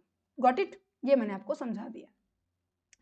सेक्शन 32 क्या कहता है, ये हम चैप्टर नंबर 10 में डिस्कस करेंगे। नेक्स्ट चैप्टर हमारा इसी के ऊपर कि भाई depreciation and the investment allowances क्या होते हैं, वहां पर हम इसको डिटेल में डिस्कस करेंगे, ठीक है। अच्छा, नेक्स्ट जाता है साइंटिफिक रिसर्च। साइंटिफिक रिसर्च का मतलब क्या होगा, जो हम कुछ भी साइंटिफिकली पर्पज से कर रहे हैं, इवन जो हमारे इंडिया को कॉन्ट्रीब्यूट करे, इवन हमारी सोसाइटी को जो कॉन्ट्रीब्यूट करे। तो आपको पता होगा कि जब भी गवर्नमेंट को ये लग रहा है कि भाई ये स्कीम हमारी इंडिया को कंट्रीब्यूट कर रहा है, ये हमारी इंडिया की पॉपुलेशन के लिए बेनिफिट है, तो उस केस में क्या करती है, जितने भी आप खर्चे करते हो ना वो आपको डिडक्ट करने के लिए बोल दिए जाते हैं। जैसे आपको याद हो स्पेशल बिजनेस के अंदर हमने केस किया था, थोड़ा सा मैंने आपको समझाया था कि अगर आप कोई स्पेशल बिजनेस कर रहे हैं, ओलंपिक हुआ था 2012 के अंदर, ठीक है, और वहां पर उस टाइम पर इंडिया के अंदर बाहर अलग अलग देशों से क्या हुआ था, प्लेयर्स भी आए थे, अलग अलग टूरिज्म पर्पज से भी आए हुए थे। तो उनको बाहर से आने वाले बंदों को इंडिया में कोई दिक्कत ना हो, इंडिया की गवर्नमेंट ने बोला कि भाई जो तुमसे होता हो ना बिजनेस, जो तुमसे होता हो बिजनेस, लिस्ट दी हुई है, मतलब ये नहीं कि अपनी मर्जी से कुछ भी करो, नहीं, एक लिस्ट दी हो उस बिजनेस में, उस लिस्ट में से कोई भी अगर आप बिजनेस करेंगे, उस बिजनेस के ऊपर आपको कितना भी खर्चा हो जाए, चाहे आपको कितना भी लॉस हो जाए, उसको खत्म करने का हम आपको राइट देते हैं। कहते हैं अच्छा, मतलब कि 100% डिडक्शन मिलेगी? कहते हाँ। चाहे रिवेन्यू नेचर का खर्चा हो? कहते हाँ। चाहे कैपिटल नेचर का खर्चा हो? कहते हाँ। So simple. तो यहां पर साइंटिफिक रिसर्च के लिए अगर कोई कंपनी, अगर कोई पर्सन क्या कर रहा है, किसी बिल्डिंग को यूज कर रहा है, उस बिल्डिंग के अंदर रिसर्च होनी चाहिए, ठीक है, और बिजनेस से रिलेटेड होनी चाहिए। तो ऐसे खर्चों को क्या करेगी गवर्नमेंट के अकॉर्डिंग, इनकम टैक्स के डिपार्टमेंट के अकॉर्डिंग वो आपको डिडक्टेबल है। कहते ओके, समझ में आया, समझ में आया। अच्छा, किस किस के लिए? कहते सारे के सारे जितने भी एसएससी हैं। हमने पर्सन पढ़े थे ना सेक्शन 31 के सेक्शन 2 सब सेक्शन 31 के अंदर, कि जितने भी एसएससी है, पर्सन है, एचयूएफ है, कंपनी है, फर्म है, एओपी है, बीओआई है, लोकल अथॉरिटीज है, उन सब के लिए, ऑल एसएससी के लिए ये कॉन्सेप्ट अप्लाई होता है। जैसे कि आपको रिसर्च के अंदर डिडक्शंस किसकी मिलेगी, चाहे वो रिवेन्यू नेचर का हो चाहे कैपिटल नेचर का, पर किसको छोड़ के भाई, लैंड को छोड़ के। आप जमीन को छोड़ के, अगर आप कोई जमीन खरीद के फिर उसके ऊपर लैंड बना रहे हो, ठीक है, फॉर एग्जाम्पल आपने कहा कि भाई 40 लाख का मेरा खर्चा हुआ, 10-15 लाख की मेरी क्या हुई है, मशीन आई है, 15 लाख का मेरा बिल्डिंग पे बनने का खर्चा हुआ है, और 25 लाख की मेरी मैंने जमीन खरीदी है। कह रहे 25 लाख अलाउड नहीं होंगे, 15 लाख ही आपको अलाउड होंगे, ठीक है। तो land cost of land not allowed, कि आप इसके खर्चे को आप माइनस नहीं कर सकते, ठीक है। अच्छा, ऐसा भी तो हो सकता है भाई, ऐसा भी तो हो सकता है कि फॉर एग्जाम्पल अब क्या लगा हुआ है, जैसे मान लीजिए 24-25 के बारे में बात कीजिए, ठीक है, मैंने कहा कि मैंने मेरा बिजनेस 24-25 की 1/4/2024 को स्टार्ट किया, इससे पहले भी तो खर्चे हो सकते हैं? कहते बिल्कुल हो सकते हैं। ऐसे खर्चों को क्या कहेंगे, प्री कमेंसमेंट रिसर्च एक्सपेंसेस होंगे। मींस कि आपने रिसर्च करने के लिए आपने स्टार्ट की थी रिसर्च जेन्युइनली, ठीक है, बुक्स ऑफ अकाउंट के हिसाब से हमने 1/4 को स्टार्ट की थी, पर रिसर्च करने से पहले बहुत सारे खर्चे हुए थे। कह रहे कि वो सारे खर्चे पे अलाउड है, परंतु परंतु केवल 3 साल तक के, इसकी 2024-25 के बाद यहाँ पर 23-24 ले लीजिए, ठीक है, यहाँ पर 22-23 ले लीजिए, और यहाँ पे 21-22 ले लीजिए। इन तीनों साल के खर्चे आपको अलाउड होंगे। कहते ओके, तो प्री कमेंसमेंट रिसर्च एक्सपेंसेस जितने भी है वो अलाउड होंगे, परंतु परंतु यहाँ पर भी बायफॉरगेट किया गया। कह रहे कि रिसर्च स्टार्ट होने के बाद कोई भी, चाहे रिवेन्यू नेचर का हो चाहे कैपिटल नेचर का हो, बस लैंड को छोड़ के वो सारे अलाउड है। बट इससे पहले रिसर्च स्टार्ट करने से पहले आपके पास जो खर्चे हैं वो डिफाइन किए गए कि भाई ये खर्चा अलाउड होगा। जैसे रिवेन्यू नेचर के अंदर आपको बोला गया है कि केवल सैलरी होगी, ना कि कोई परक्यूजिट्स भी आप दे दो। परक्यूजिट्स हमने सैलरी हेड के अंदर पढ़ा था, यहाँ पर परक्यूजिट्स, यहाँ पे पर्क्स यहाँ पे अलाउड नहीं होंगे, ठीक है। कोई भी मटेरियल आपने खरीदा है उसका खर्चा अलाउड है, ठीक है। कैपिटल एक्सपेंसेस में लैंड छोड़ के, ये याद रखना, रिवेन्यू के अंदर आपको परक्यूजिट्स अलाउड नहीं होंगे। Got it? अच्छा, यही लिखा हुआ है, ओनली सैलरी प्लस में मटेरियल जितना भी आपको खर्चा हो रहा है एज अ रिवेन्यू नेचर का रिसर्च एंड डेवलपमेंट करने में, वो आपको अलाउड है माइनस करने में, ठीक है, समझ में आ गया। अच्छा जी, नेक्स्ट जाता है। अब यहाँ पर देखो साइंटिफिक रिसर्च के अंदर जो मैंने बोला कि भाई मैंने फॉर एग्जांपल मैंने कोई बिल्डिंग खरीदी है, यहाँ पर ना ये सेक्शन 35 है, सेक्शन 35D है, सेक्शन 35AD है।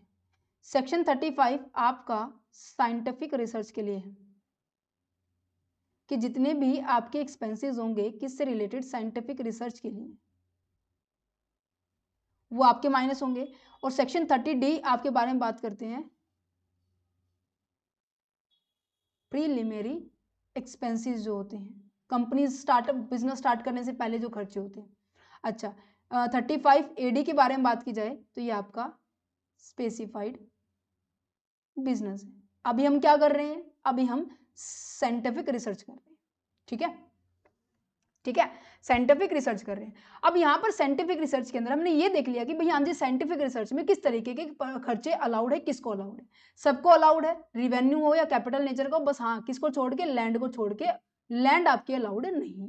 अच्छा जी, अब यहाँ पर ये कहते हैं कि अगर मैंने कहा कि मैंने रिसर्च करने के लिए मैंने कोई इक्विपमेंट खरीदा, मैंने बिल्डिंग बनाई, मैंने इतने सारे गैजेट खरीद लिए, अब वो बिजनेस में तो आ गए हैं, कहते बिल्कुल आ गए, और इनके जितने भी खर्चा हुआ, खरीदने तक का खर्चा क्या हुआ, कैपिटल नेचर का जितना भी खर्चा था वो भी अलाउड हो गया। ठीक है जी। अब अगर मैं ये जो बिल्डिंग है, जो भी एसेट्स हैं, इनको मैं मार्केट में सेल कर दूं तो ऑब्वियस है सेल करने के बाद आपको कुछ अमाउंट मिलेगी।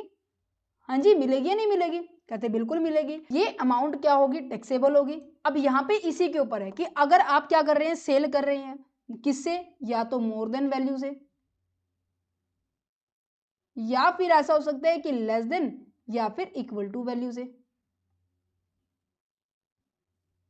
समझ पा रहे हैं, समझ पा रहे हैं। तो इसके ट्रीटमेंट के बारे में बात की जा रही है।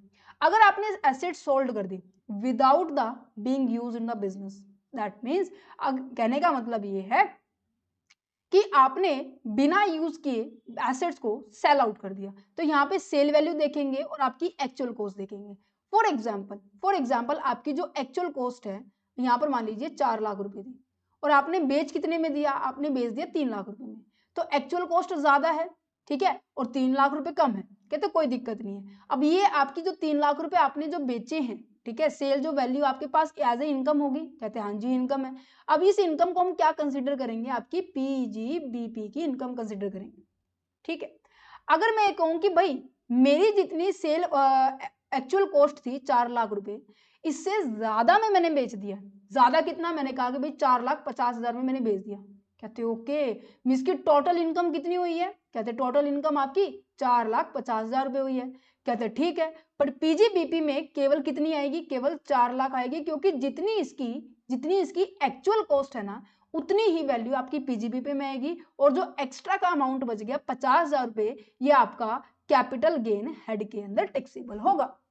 समझ में आया कि जितनी भी एक्चुअल कॉस्ट थी वही अमाउंट क्या होगी, आपकी बिजनेस इनकम कहलाएगी, और वही अमाउंट क्या आएगी, पीजीबीपी हेड के अंदर जाएगी, और जो भी एक्स्ट्रा अमाउंट होगा वो आपका या तो शॉर्ट टर्म कैपिटल गेन होगा या फिर लॉन्ग टर्म कैपिटल होगा। ये डिपेंड करता है कि period of the staying period कितना आपका है, ठीक है, आपने होल्ड कितने टाइम तक किया गया। ये आगे हम कैपिटल गेन में ऐड में भी करेंगे कि अगर आपका टाइम पीरियड, ठीक है, 36 महीनों से कम है तो उसे शॉर्ट टर्म कैपिटल गेन मानेंगे, अगर आपका 36 महीनों से ज्यादा है तो उसे लॉन्ग टर्म कैपिटल गेन मानेंगे। ठीक है जी, क्या कहा मैंने आपको कि अमाउंट आपकी एक्चुअल कॉस्ट क्या है, एक्चुअल कॉस्ट है, और आपकी क्या है, सेल वैल्यू। अगर एक्चुअल कॉस्ट और सेल वैल्यू, एक्चुअल कॉस्ट क्या है मेरी, एक्चुअल कॉस्ट मेरी ज्यादा है सेल वैल्यू से, ठीक है, तो वहां पर तो जितना भी अमाउंट मुझे मिलेगा वो सारा का सारा पीजीबीपी हेड में टैक्सेबल हो जाएगा। ठीक है, और अगर एक्चुअल कॉस्ट मेरी कम है सेल वैल्यू से, तो जितनी भी मेरी एक्चुअल कॉस्ट है ना, जैसे हमारे एग्जांपल के अंदर 4 लाख रुपए थी, तो 4 लाख रुपए अमाउंट पीजीबीपी में हो जाएगा, और जितना भी एक्सेस अमाउंट था, एक्सेस अमाउंट कितना था मेरा, 50,000 रुपए, 50,000 रुपए या आपका कैपिटल गेन हेड में टैक्सेबल हो जाएगा, या तो आपका शॉर्ट टर्म कैपिटल गेन माना जाएगा या फिर आपका लॉन्ग टर्म कैपिटल गेन माना जाएगा।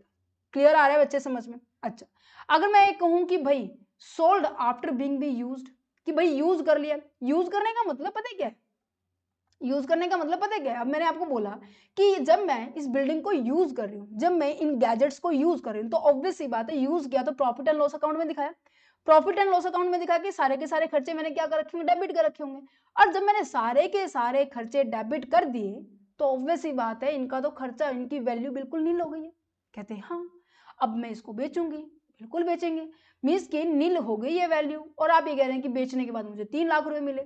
ऐसे एसेट्स जिसको आपने यूज कर लिया, बिकॉज ऑफ दैट आपकी जो ब्लॉक ऑफ एसेट्स है, ठीक है, जो आपकी जो एसेट्स थी उनकी वैल्यू क्या हो जाएगी, नील हो जाएगी, जिसके कारण जब आप सेल करेंगे तो क्या होगा, आपको ऑब्वियस है इनकम होंगे, और वो इनकम आपकी पीजीबीपी हेड के अंदर टैक्सेबल कहलाएगी। ठीक है, no capital gain unless the block of assets to exist and the block goes to the zero. कहने का मतलब क्या है कि कोई भी आपका यहाँ पर कैपिटल गेन कंसीडर ही नहीं किया जाएगा। फॉर एग्जाम्पल अभी ये बताओ, कभी किसी एसेट्स की वैल्यू नेगेटिव आई है? मैंने कहा 1 2 3 4 मेरे पास एसेट्स हैं और ये सभी के सभी के ऊपर ना सेम तरीके का डेप्रिसिएशन रेट लगता है, उसे बोला जाता है बेटे ब्लॉक ऑफ एसेट्स। ठीक है, और अब मैंने क्या किया, इन सब की वैल्यू कितनी थी? 10 लाख रुपए थी। ठीक है, 10 लाख रुपए। अब मैंने इसमें से 2 एसेट्स को मैंने बेच दिया, मैंने इनको 2 एसेट्स को बेच दिया। कहते अच्छा 12 लाख रुपए में बेच दिया, मतलब इनकी तो वैल्यू क्या हो गई है? नील हो गई है। तो ये कह रहे हैं कि ऐसा पॉसिबल नहीं है। No capital gain unless the block of assets is exist. अब मेरी ब्लॉक ऑफ एसेट्स कितनी एग्जिस्ट कर रही है? सी और डी एग्जिस्ट कर रही है, पर ब्लॉक वैल्यू मेरी क्या हो गई है भाई? 0 हो गई है। समझ पा रहे हो? तो यहां पर कोई भी कैपिटल गेन नहीं होने वाला है। समझ में आ रहा है? WDV जो होगा मेरे पास नील होगा, बिकॉज द होल अमाउंट क्या हो गई है? ऑलरेडी हमने डेबिट कर ली है। इसके पीछे रीजन इसका यही है कि हमने पहले ही सारा का सारा खर्चा माइनस कर दिया है। अब मेरे पास कुछ खर्चा ही नहीं बचा तो मैं माइनस क्या करूंगी? कुछ भी नहीं। समझ में आया? समझ में आया? पहली ट्रीटमेंट आई समझ में कि जो मेरी रिसर्च एंड साइंटिफिक रिसर्च के अंदर जितनी भी मैंने बिल्डिंग को खरीदा था, वो बिल्डिंग को मैं अगर मैं सेल कर रही हूँ बिना यूज किए हुए, तो मैं उसकी एक्चुअल कॉस्ट को देखूंगी। अगर मैंने यूज किया तो सिंपल सी बात है, मैंने प्रॉफिट एंड लॉस अकाउंट में डेबिट किया होगा और डेबिट करने के बाद उसकी वैल्यू क्या होगी? 0 होगी। अच्छा, इन केस ऐसा खर्चा जो साइंटिफिक रिसर्च का है और वो कैपिटल नेचर का है और वो अभी तक एडजस्ट नहीं हुआ है, एडजस्ट इन द सेंस कि मेरे पास जो मेरा प्रॉफिट था ना वो पूरा नहीं था। प्रॉफिट मान लीजिए मेरे पास 2 लाख रुपए है और मेरा खर्चा क्या है? 4.5 लाख रुपए है। तो सिंपल सी बात है, इसमें से मैं 2 लाख ही कवर कर पाई, बाकी के बचे जो 2.5 लाख रुपए हैं ये कवर नहीं कर पाई। तो मुझे क्या करना पड़ेगा? नेक्स्ट ईयर के अंदर क्या करने पड़ेगा? कैरी फॉरवर्ड करना पड़ेगा, ट्रांसफर करना पड़ेगा। और ये जब तक खत्म नहीं होगा तब तक मैं इसको कैरी फॉरवर्ड करती रहूंगी। दैट मीन्स 100% ये जितना भी मेरा साइंटिफिक रिसर्च का खर्चा है वो मेरा क्या हो जाएगा? माइनस हो जाएगा। बट इतना समझ में है? इतना समझ में है कि खर्चे में आगे ट्रांसफर कर सकती हूँ। पर यहाँ पे कंडीशन है। कंडीशन क्या है? कंडीशन क्या है? ध्यान से सुनना। कंडीशन क्या है? अगर आपका खर्चा किस नेचर का है? रिवेन्यू नेचर का है। फॉर एग्जाम्पल यहाँ पे आई थिंक मैंने एग्जाम्पल लिया हुआ, यस दिखाई दे रहा है कि भाई profit profit profit profit profit before किससे? साइंटिफिक रिसर्च एक्सपेंडिचर करने से पहले मेरा प्रॉफिट कितना है? 5 लाख रुपए। ठीक है, साइंटिफिक रिसर्च का एक्सपेंडिचर रिवेन्यू नेचर का है मेरे पास 6 लाख रुपए का। कहते हैं अच्छा अमाउंट कितनी है भाई? कह रहे हैं भाई 5 लाख रुपए अमाउंट है मेरे पास। कहते हैं अच्छा और खर्चा कितना है? 6 लाख का, वो भी कैसा? रिवेन्यू नेचर का। तो कह रहे हैं कि भाई पूरा पूरा माइनस हो जाएगा, 1 लाख रुपए नेगेटिव में आ जाएगा। अगर इन केस उसी टाइम पे आपका कैपिटल नेचर का एक्सपेंडिचर है, ठीक है, मान लीजिए 5 लाख रुपए, अब मैं कहूँ कि भाई मेरे पास तो प्रॉफिट ही नहीं है, तो कह रहे हैं कि जो कैपिटल नेचर का खर्चा है ना उसको हम नेक्स्ट ईयर में कैरी फॉरवर्ड कर देंगे। नेक्स्ट ईयर के अंदर हम कैरी फॉरवर्ड कर देंगे, नेक्स्ट ईयर इसको हम माइनस कर देंगे अपने प्रॉफिट में से। अच्छा ठीक है। अच्छा इन केस मैं कहूंगी 5 लाख की बजाय मेरे पास जो प्रॉफिट है 8 लाख रुपए है। ठीक है, रिवेन्यू नेचर का खर्चा same as it is 6 lakh रुपए है। कहते ठीक है, अब मेरे पास कितना पैसा बच गया? 2 लाख रुपए प्रॉफिट बच गया। ठीक है, अब मेरे पास 5 लाख रुपए में से मेरे पास 2 लाख तो मैं कवर कर लूंगी कि बाकी के बचे जो 3 लाख रुपए है मैं उसको कैरी फॉरवर्ड कर दूंगी। तो ये मतलब ये कहने का मतलब है कि जितने भी रिसर्च के खर्चे होते हैं ना कैपिटल नेचर के एंड रिवेन्यू नेचर के, उनकी एडजस्टमेंट बताई जा रही है। रिवेन्यू नेचर की तो कह रहे हैं कि चाहे प्रॉफिट हो या ना हो हमें कोई मतलब नहीं है, हम सारा का सारा फिर भी क्या करेंगे? राइट ऑफ करेंगे। कहते हैं अच्छा कैपिटल नेचर का हम आगे ट्रांसफर कर देंगे, आगे ईयर के प्रॉफिट से हम सेट ऑफ कर लेंगे। ठीक है, अगर आपने यहाँ अपने रिसर्च में पैसा लगाया हुआ है तो आपको पूरी तरीके से आपको इन सब के ऊपर जितने भी खर्चे होंगे वो सारे के सारे माइनस करने के लिए अलाउ है। बट कौन सी रिजीम में? ध्यान रखना इस बात का, ओनली ओल्ड रिजीम में, केवल ओल्ड रिजीम में ही आपको ये खर्चे माइनस करने के लिए होंगे। ठीक है, ठीक है, आपको थोड़ा सा कंफ्यूजन हो रही होगी कि इतना बड़ा कॉन्सेप्ट है ये, है ना, बट आपको एक एडजस्ट सलाह दूंगी कि इस लेक्चर को देखने के बाद ना, इस लेक्चर को देखने के बाद ना एक रिवीजन क्लास भी आएगी। रिवीजन क्लास में चीजें और ज्यादा क्लियर हो जाएंगी, क्योंकि बार बार आप जिन चीजों को करेंगे ऑब्वियस है वो चीजें और अच्छे से क्लियर होती चली जाती है ना। तो एक रिवीजन क्लास भी आएगी, जैसे इन बाकी सभी चैप्टर्स की भी आई थी रिवीजन क्लास, एग्जाम के टाइम पे बहुत हेल्प करती है आप लोगों को। ओके, अच्छा नेक्स्ट जाता है under section 35A D। AD क्या कह रहा है भाई, एडी क्या कह रहा है, एडी आपका स्पेसिफिक बिजनेस के लिए था, एडी आपका स्पेसिफिक बिजनेस के लिए था। मीन्स कि मैंने आपको बताया कि जब भी आप स्पेसिफिक बिजनेस होता है जो आपके गवर्नमेंट के द्वारा एक लिस्ट दी गई है, उस लिस्ट के अंदर वो सारे के सारे बिजनेस स्पेसिफिक बिजनेस है, क्योंकि आपके यहाँ पर ओलंपिक हुआ था इंडिया के अंदर, उस टाइम पे ये ज्यादा प्रमोट हुआ था। ठीक है, तो सेक्शन 35 एडी 100% डिडक्शंस इनको अलाउड करता है, जितने भी कैपिटल नेचर के एक्सपेंडिचर है, चाहे वो रेवेन्यू नेचर के एक्सपेंडिचर है। ठीक है, पर किसको छोड़कर, except the goodwill, land, goodwill and the financial instrument को छोड़कर बाकी सभी के जितने भी खर्चे हैं उनके खर्चों को हम माइनस कर सकते हैं। किस में से करेंगे भाई, हमारी इनकम में से करेंगे। ठीक है, सेक्शन 35 ये एनकरेज करता है कि हाँ जी, new infrastructures related to the business by giving them the 100% tax deductions, इसके ऊपर टैक्स की भी डिडक्शंस 100% होती है ऑन द कैपिटल इन्वेस्टमेंट, जितनी भी आपने कैपिटल को इन्वेस्ट किया है। ठीक है, और आपको जितने भी फर्म के अंदर जितने भी एक्सपेंसेस हुए हैं उनको जनरली जो जितना भी आपने पेमेंट किया है उनको भी क्या किया गया है, आपको जितना भी खर्चा उसको माइनस करने का पूरा अधिकार दिया। अब ये लिस्ट दी गई है, आप उसको जस्ट गो थ्रू करना है, याद नहीं करना। ठीक है, इस लिस्ट को गो थ्रू करना है, याद नहीं करना है। ठीक है, जस्ट ओनली। अच्छा, कितनी डिडक्शंस अलाउड है, मैंने बोला पूरी डिडक्शंस अलाउड है। किस कैसे खर्चों पे, सभी खर्चों के ऊपर, बट किसको छोड़कर, आपने लैंड छोड़नी है, आपने गुडविल छोड़नी है, आपने आपके फाइनेंशियल इंस्ट्रूमेंट छोड़ने हैं, ये तीनों को छोड़कर इनके ऊपर अगर कोई खर्चा हुआ वो अलाउड नहीं है, बट अगर बाकी जितना भी खर्चा वो अलाउड है। अच्छा, जैसे मैम हमने पीछे डिस्कस किया था कि भाई हमने बिजनेस स्टार्ट किया 2012 के अंदर, और बिजनेस स्टार्ट करने से पहले हमारे जो भी खर्चे हुए हैं वो कह रहे हैं कि क्या वो अलाउड होंगे, कहते हैं हाँ जी अलाउड होंगे, बट एक कंडीशन होगी। कंडीशन क्या है कि वही सेम एज इट इज, कि भाई उन कंडीशंस को क्या करना पड़े, उन जितने भी खर्चे हैं ना उनको क्या करना है, आपको कैपिटलाइज्ड करना पड़ेगा। मैम कैपिटलाइज्ड का मतलब क्या होता है, मींस कि जितने भी खर्चे हैं ना उनको क्या करना पड़ेगा, आपको अपनी बुक्स ऑफ अकाउंट में एज अ एसेट्स ट्रीट करनी पड़ेगी, उन एक्सपेंसेस को एज अ एसेट्स ट्रीट करो। अपने बुक्स ऑफ अकाउंट को जैसे ही आप एसेट्स ट्रीट कर लेंगे, ठीक है, एसेट्स ट्रीट करते ही उनके खर्चे आपको अलाउड हो जाएंगे। कहते हैं अच्छा, अगर हमने नहीं किया तो, अगर हमने प्रॉफिट एंड लॉस अकाउंट में दिखा दिया तो, कह रहे नहीं अलाउड, फिर वे खर्चे अलाउड नहीं है। ठीक है, कौन से, जो आपके प्री कंस्ट्रक्शन के खर्चे हैं, प्री कंस्ट्रक्शन के खर्चों को आपको कैपिटलाइज करना पड़ेगा, और कैपिटलाइज करने के बाद आपको सारे के सारे खर्चे अलाउड हो जाएंगे। Read it, pre construction expenditure is allowed if the capitalize in the books of account. कोई भी ये भी नहीं है कि हाँ कि भाई मैं 4 लाख ही प्रोवाइड करूंगा, 5 लाख ही नहीं, जितना खर्चा हो उतना अलाउड है, कोई दिक्कत नहीं है। और इवन ये भी नहीं है, जैसे हमने पीछे पढ़ा साइंटिफिक रिसर्च के अंदर कि भाई रिसर्च के 3 साल पहले अगर कोई खर्चा हुआ है तो वो अलाउड है। ये कह रहे कि यहाँ पे तो ना तो टाइम है ना अमाउंट है, जितना हो सके वो सारा अलाउड कर दे, कोई दिक्कत नहीं। पर कंडीशन ये रखी गई कि भाई उन सारे के सारे खर्चों को आपको क्या करना पड़ेगा, कैपिटलाइज करना पड़ेगा। ठीक है, अच्छा, मोड ऑफ द पेमेंट का मतलब क्या है, मोड ऑफ द पेमेंट का मतलब क्या है कि जो भी आपने स्पेसिफाइड बिजनेस को करने के लिए कोई खर्चा किया, कहते हैं हाँ जी किया है। अब उन खर्चे मीन्स की जैसे मान लीजिए मैंने कोई प्लांट एंड मशीनरी खरीदी, मैंने बिल्डिंग खरीदी, मैंने फर्नीचर को खरीदा, ठीक है, इनको खरीदने के लिए मैंने पेमेंट की, कहते हैं हाँ जी आपने पेमेंट की। गवर्नमेंट ये कहती है कि भाई ये पेमेंट अगर आप कैश में करेंगे ना तो सिंपल सी बात है आप घोटाला दिखा सकते हैं, है ना। जैसे स्कूल्स के अंदर एग्जीबिशंस होते हैं, और ये स्कूल वाले कॉलेज के अंदर भी होते हैं। जैसे कॉलेज में हमसे हमारा जब हुआ था एग्जीबिशन, तो हमें ये बोला गया था जितने भी तुम्हारा खर्चा हो ना तो उनको ना दुकानदार से ना एक रिसिप्ट बनवा लेना, और उसके ऊपर ना जेन्युइन रिसिप्ट होनी चाहिए, उसके ऊपर उसके साइन होने चाहिए, तो जितना भी खर्चा हुआ था ना हमें वापस मिल गया था।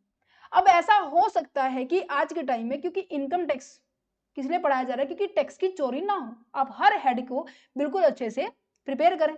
तो कह रहे कि अगर आपने कैश में पेमेंट की है, कहते अलाउड तो है बट कैश में पेमेंट केवल 10,000 रुपए तक अलाउड है, और वो भी एक डे के अंदर एक पर्सन को, सिंगल डे के अंदर सिंगल पर्सन को 10,000 रुपए तक की अगर आपको नेट ट्रांजेक्शन की है तो खर्चे अलाउड है, तो खर्चे अलाउड है, आप उनको माइनस कर सकते हो अपने यहाँ से कि भाई हमने खर्चा किया। कह रहे कि जैसे ही 10,000 से ऊपर चला जाए तो पूरा का पूरा अमाउंट टैक्सेबल होगा, कोई भी आपको डिडक्शन नहीं होगी। समझ पा रहे, मींस की आपकी कैश की ट्रांजैक्शन के ऊपर रिस्ट्रिक्शंस लगाई गई है। कैश में केवल 10,000 तक पेमेंट कर सकते हो, केवल सिंगल पर्सन को सिंगल डे के अंदर। अगर आप 10,000 से ज्यादा कर रहे हो तो जरूरी है कि आपको एक स्पेसिफाइड मोड दिया गया है, जैसे अकाउंट पे ही है, चेक है, ड्राफ्ट है, ईसीएस है, ठीक है, नेफ्ट है, ठीक है, इन सब का यूज करना है। अगर इनके अलावा आप पेमेंट करें तो वो अमाउंट क्या होगी, डिडक्शंस नहीं मिलेगी। समझ में आया? समझ में आया? सेक्शन 35 ऐसे सिंपलीफाइड ऐसे लग रहा था कि हाँ मजेदार है, बढ़िया बिजनेस करेंगे, कोई दिक्कत नहीं है, पर सरकार ने बहुत सारी रिस्ट्रिक्शंस लगा दी गई है। भाई एक तो इन तीनों के ऊपर नहीं होगा, प्री कंस्ट्रक्शन के रिगार्डिंग आपको जरूरी है भाई सारे के सारे खर्चे कैपिटलाइज करने पड़ेंगे। दूसरी कंडीशन क्या लगा दी कि भाई पेमेंट कैश में केवल 10,000 कर सकते हो, उसके अलावा अगर करनी है तो भाई आप ऑनलाइन मोड का यूज करो, ठीक है। Conditions to be claim the deductions कि सेक्शन 35 एडी क्या फॉलो करता है कि business should not be form by the splitting और the reconstruction of the existing business. भाई ऐसा नहीं होना चाहिए कि आप अपने पुराने बिजनेस को ही रिनोवेट कर रहे हैं तो डिडक्शन अलाउड नहीं है, नया बिजनेस होना चाहिए। और नया बिजनेस भी अगर मान लीजिए कोई एग्जिस्टिंग बिजनेस है, ठीक है, और वो कह रहे हैं कि भाई मेरा नया नया बिजनेस था, जैसे हम ये कहते हैं ना कि व्हीकल चला है, जैसे हमने गाड़ी लेनी थी, तो गाड़ी लेते वक्त हमने ये देखा कि हाँ नई गाड़ी आ रही थी भाई 18 लाख रुपए में, कहते ठीक है। सेकेंड हैंड गाड़ी वही ले रहे थे तो हमारे पास 15.5 लाख रुपया में आ रही थी, कहते अच्छा। फर्क क्या था, कह रहे कि सेकेंड हैंड गाड़ी ना बस बिल्कुल 1-2 हज़ार किलोमीटर चली है, कहते अच्छा। अब ये देखो, ये कह रहे हैं कि जितनी उस पर्टिकुलर चीज की लाइफ है अगर उसका 20% तक है तो उसे एज ए स्पेसिफाइड बिजनेस में कंसिडर कर लेंगे। अगर 25% से ज्यादा हुआ तो उसे हम स्पेसिफाइड बिजनेस में कंसिडर नहीं करेंगे। कहने का मतलब ये है कि अगर आप किसी पुराने बिजनेस को एज ए स्पेसिफाइड में कन्वर्ट करना चाह रहे हैं तो जरूरी है कि भाई वो बस 25% ही रन किया होना चाहिए, उससे ज्यादा हुआ तो उसके ऊपर जितने भी आप खर्चे करेंगे ना वो अलाउड नहीं होंगे। कहने का मतलब ये है कि नया नया बिजनेस होना चाहिए। Assets must be use for 8 assessment year. ओ, अगर मैंने कहा कि मैंने जो भी मेरा स्पेसिफाइड बिजनेस करने के लिए जो एसेट्स खरीदे हैं मैं उन एसेट्स को कम से कम 8 असेसमेंट ईयर मींस कि आज खरीदे हैं 2024-25 में, ठीक है, आज नहीं 25-26 में खरीदे हैं, तो मान लीजिए 24-25 में खरीदे थे तो 25-26 25-26 से लेकर ऐसे 8 सालों तक उन सभी एसेट्स को आपको संभाल कर अपने पास रखना होगा। अगर आप उसको बेच दे तो, अगर आप उसे बेच दे तो क्या होगा, कह रहे कि अगर हमने बेच दिया ना, मान लीजिए मैंने कहा कि मैंने 24-25 में सामान को खरीदा था और मैंने क्या किया 2026-27 में उसको बेच दिया, कह रहे इतने इतने तो खर्चा आपको अलाउड हो जाएगा इस टाइम पीरियड का, उसके बाद आपको खर्चा अलाउड नहीं होगा। So simple. ये देखो कि अगर 1/4/2023 को मैंने कोई बिजनेस को कमेंस करने के बारे में बात की, कहते ठीक है, प्लांट एंड मशीनरी मैंने खरीदी जो कि 15 लाख रुपए तक की अंडर सेक्शन 35 एडी के तहत, ठीक है।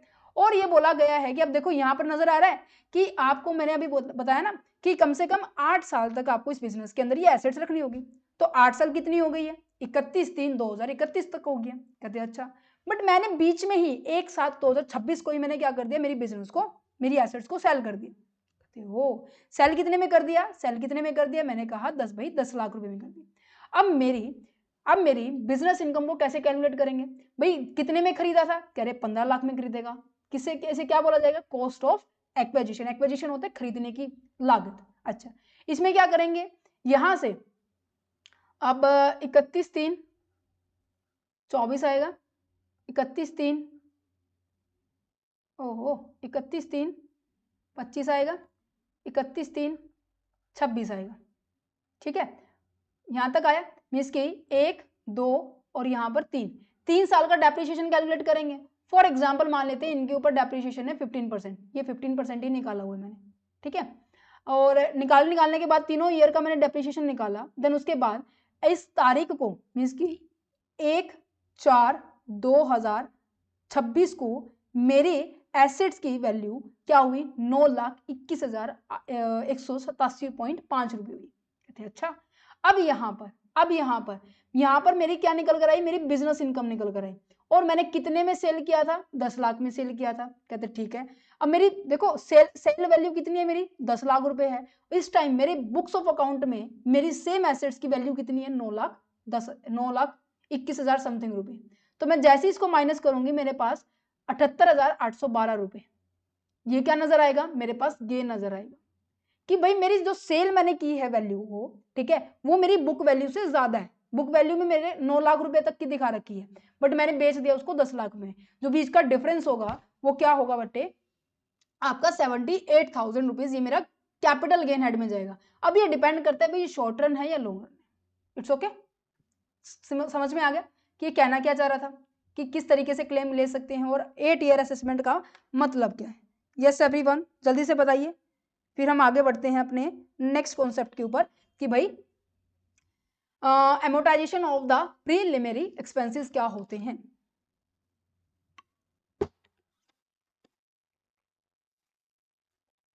प्रीलिमिनरी एक्सपेंसेस क्या होते हैं।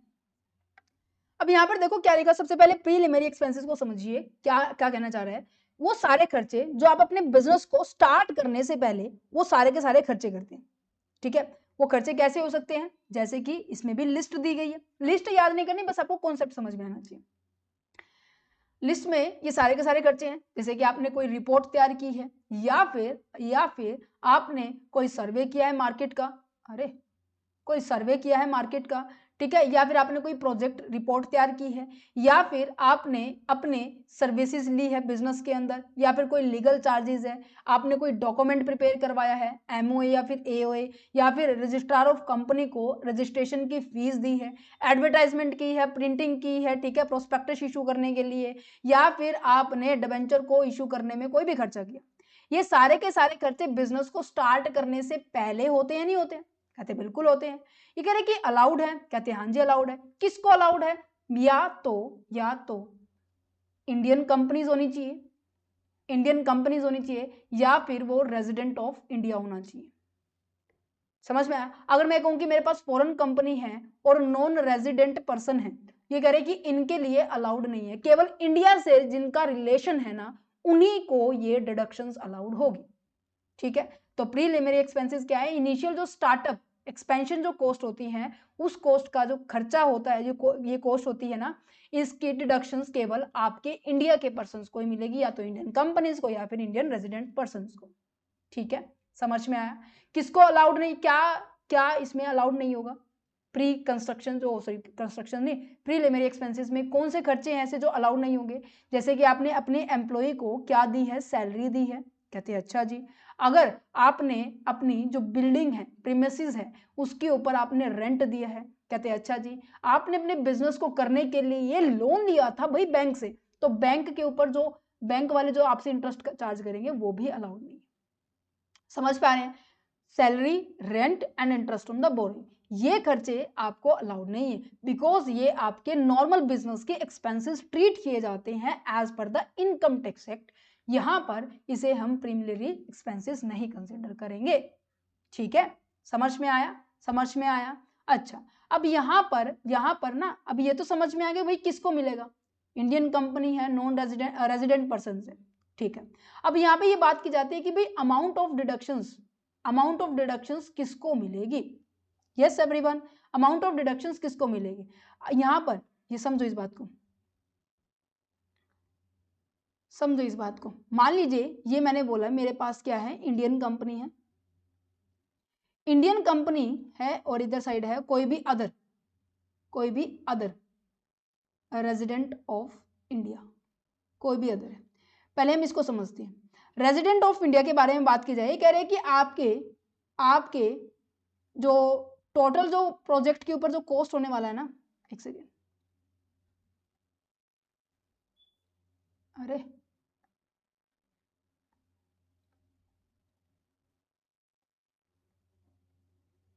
Total cost on project means कि आपके बिजनेस को स्टार्ट करने के लिए ना जो भी प्रोजेक्ट के ऊपर कॉस्ट है उसका उसका क्या करना है, आपको 5% लेना है, कहते हैं अच्छा।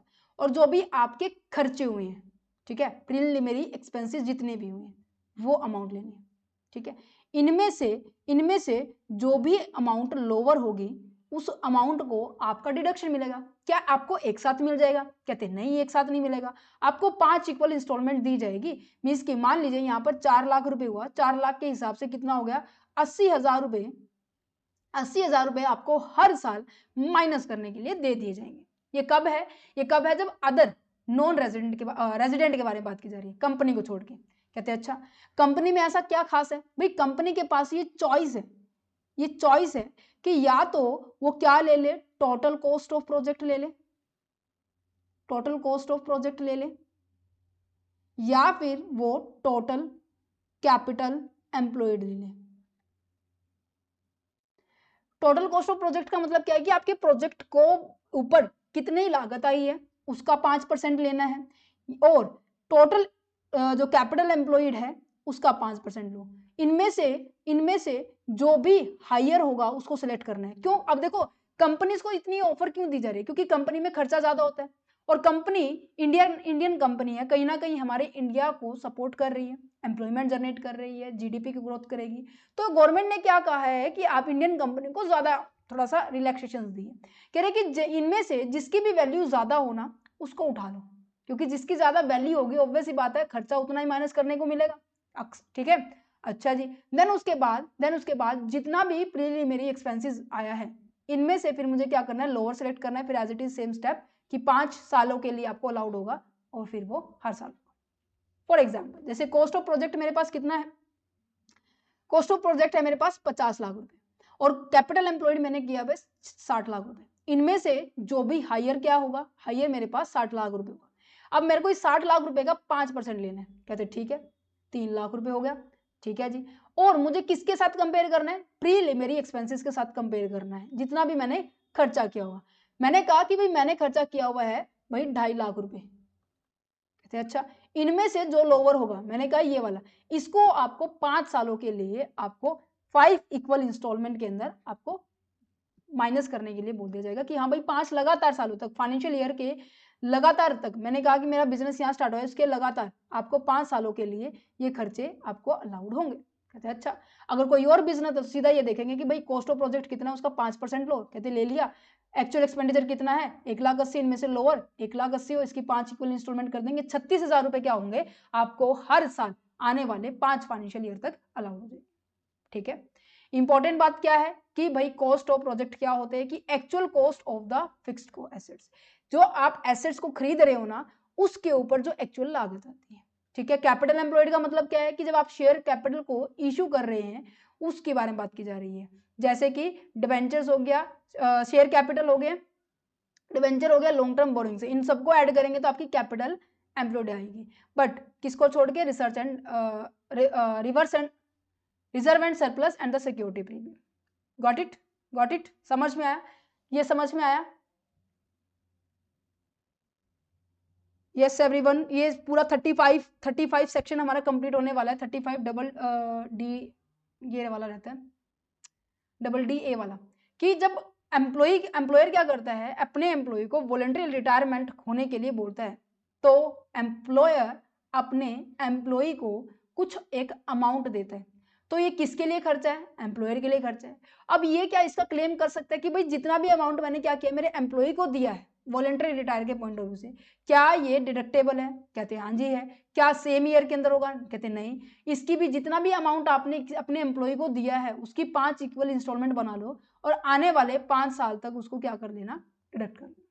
कह रहे हैं कि when the employer offer the voluntary retirement to its employee and make the payment under the scheme, the expenditure is not fully deductible in the same year. आपको सेम ईयर के अंदर सारा का सारा माइनस करने के लिए नहीं बोले, आपको ये बोला जाएगा total amount is allowed as a deduction in the 5 equal instalment. Clear आ रहा है समझ में, क्लियर आ रहा है समझ में? यहां पर आपका सेक्शन नंबर 35 कंप्लीट हुआ, 35 सेक्शन कंप्लीट हुआ। अच्छा अब ये सिंपल सा है, ये कह रहे हैं सेक्शन